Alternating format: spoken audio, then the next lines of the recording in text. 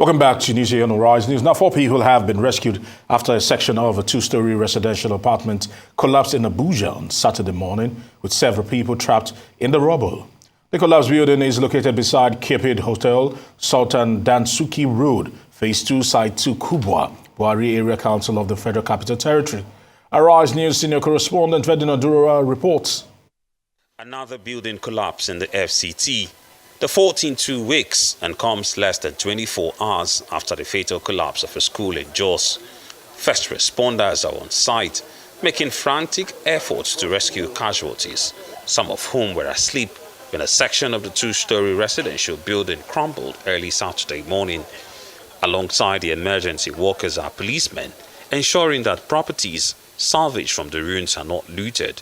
The Commissioner of Police FCT, Bennett Igwe, gives an update of the situation. I was one of the early people to be here with the DPO, and that was when we started looking for rescue mission on what we can do. We rescued 3 people, and they're in the general hospital here. We are still, rescue operation is still going on. That is why all of us are here, because we can see here somebody cry, a lady cry. So we pray that the operation will continue so that we can rescue her alive.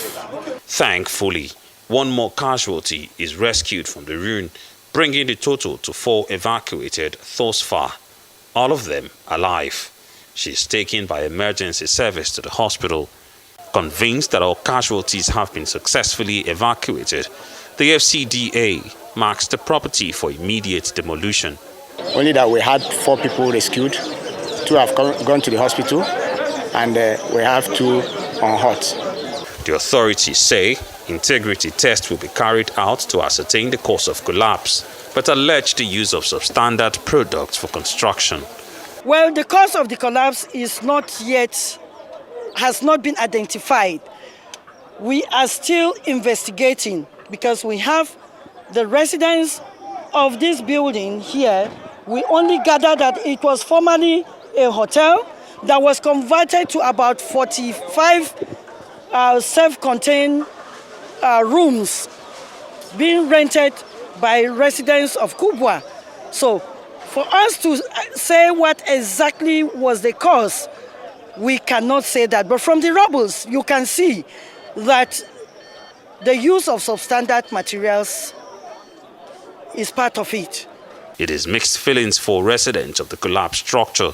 While they are thankful to be alive and have escaped unhurt, they lament the loss of properties and the lack of a home. Early since this morning, my neighbor came to knock on the door that the building is shaking. So he said we should come outside. So when I came downstairs, I really saw the building shaking.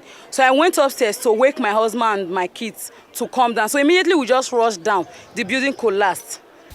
More than 8 hours later, the rescue workers are convinced that no one is trapped in the rubble and have begun complete demolition of the remaining structure. Correspondents are worried about the spate of building collapse in the country and are calling for immediate actions to save innocent persons from loss of lives, injuries and other damages that occur from building collapse. Ferdinand Durora, Arise News. We're now being joined by Ewenla, Mustapha, an estate surveyor and valuer, to discuss incessant building collapse in Nigeria and what the government can do to mitigate the trend. Good to have you on Newsday. Thank you for having me. Now, Mustapha, the very first thing that comes to mind when it comes to issues like that, first the one in Jos and now here in Abuja, is regulation of the real estate sector. What's being done there? How proactive is it? Are the relevant agencies actually, if you find a level of professionalism? We just heard from the NEMA official there saying the building that collapsed could have been due to, proper building materials, as it were, and substandard stuff. Okay, so first of all, I think our heart goes out to the families of the victim. Again, this could have been avoided. We've had too many cases of building collapse in the past couple of years in Nigeria.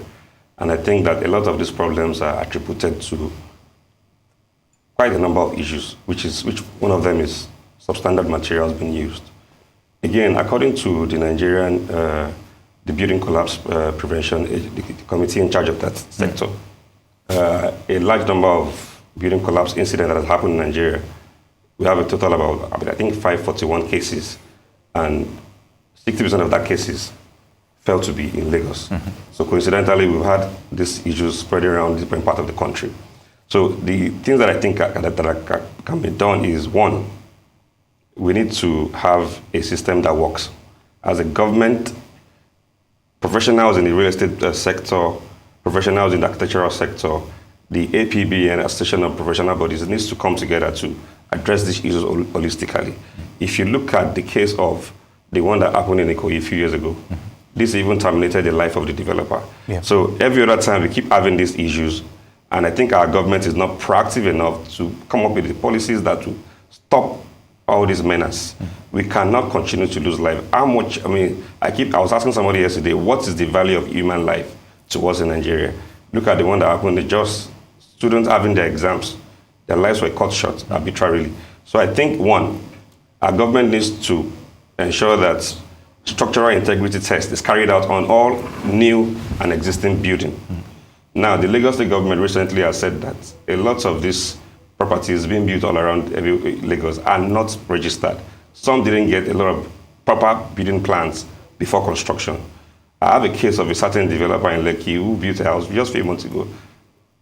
One of my clients bought into one of the units. The house is already, showing signs of collapse. This is a brand new house. So these are issues. In Lagos particularly, which is one of the most affected states, we have, for me, I call them money misroad developers. People will see money and the next day they become a developer. No professional expertise. They think that the only thing they can do with their money is start building. Nobody is even stopping you from building, but ensure that you employ the use of professionals. So a developer will do direct labor, he will be the contractor, he will be the architect, he will be the builder, and at the end of the day, the people who buys into those projects becomes the victims. So I think what needs to happen is the government needs to be very proactive. We cannot continue to lose life. There should be a plan in place to ensure that those who are not professionals don't go near building construction. And if that is done, we can ultimately curb and reduce these menace that keep going on every other time. Also, I also do think that the kind of regulations and building codes that we have in Nigeria is giving room to quacks to come into the profession. Quackery, you find quackery in every profession. You have them even in the legal sector, you have them in the medical line. True. But as much as we can, we need to nip this in the bud. It has to be reduced. Right. Nigeria is one of the countries that has the highest number of building collapse cases in Africa. Nigeria is one of, and this is really shameful. Okay, so Ewenla, let me take you up on Yes, please. a number of issues. Yes, please. First of all, looking at several of these buildings, Yes, please. it's unfortunate that when a building collapse happens in Nigeria, there is surprise within the system. Everybody is surprised and everyone is all emotional about it. But this destruction, this destructive path Yes. started probably for some 10, 15, 20 years ago. Because the stress that is being put on the building over time. Yes, exactly. Aside, save the outlier, which was what happened in Ikoyi, for example. That building would have probably stood, and people might have been living in it. True. Only for something to happen 10, 20 years down the line, and they begin to cry foul. Foul, true. So how do we, because you mentioned something about going around and doing stress tests and several of the tests on buildings. Getting to my second question. How do we ensure that we do this and it does not overtly rub on the people the wrong way? Because first of all, you cannot take away the political influence in trying to do this, because several people, for example, buildings that have been marked X, will go and meet somebody at the top and try to get that building cleared. How do we ensure that that is being done? And secondly, aside just doing that, there is a huge housing deficit in Nigeria. When you begin to knock down houses, where will people live already? We are already at a deficit. When we begin to knock down houses, we're putting more stress on the system. So I think that again, a lot of these issues rises and falls on the government.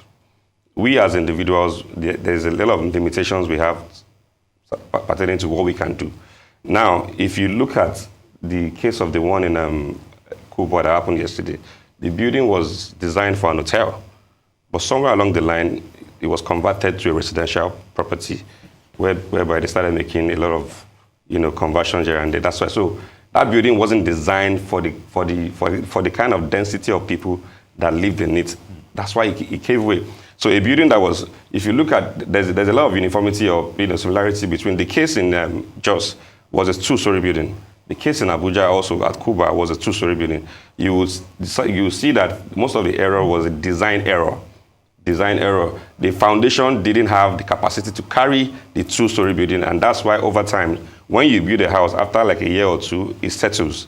Then after a while, if it's not able to carry that load, it gives way. It gives way. So, but it's very, very unfortunate that we even see construction work, ongoing construction work collapsing. Mm-hmm. The one that happened in the Cartier very few years ago, during construction. The one that happened in Koyi was also during construction. So I think one of the ways to curb these issues, ultimately, now, when these issues happen, we don't get to see anybody being punished. We don't get to see anybody being punished for this. Someone, permit me, I want to mention names. Yes, please. Someone was punished at a certain time. He had homes here on the island. Yes. And he was punished, but after probably a slap on the wrist, he's gone back to developing again. Yeah, so that's why the system is corrupt. And some of our systems, to be very honest, has failed. For a developer who has an ongoing project and the building collapse, such license of that person should be withdrawn. Such person should not even go near construction anymore because the havoc that's going to happen will be more than the first one that happens. So a lot of these rises and falls on the government. Most of these errors are attributed to design errors, poor quality of materials used. Some are even, so a lot of times they are man-made errors. It's not from God. They are man-made errors, and I think it should be curbed and it should be reduced to a certain level. On a final note, I think you as stakeholders, as state surveyors and valuers, also should have that moral grounds to also report this when you go to assess these buildings and you see cracks all over the world, especially the ones you're talking about, new buildings having cracks. That's a no-no. Yeah, so the moral compass of the entire value chain and the entire structure is because of the deficit, everybody knows that there is money to be made in housing, and everybody just wants to make quick money. On that note, Mustapha Ewenla, estate surveyor and valuer, would like to thank you for your thoughts on this. It's good to have you with us. A pleasure.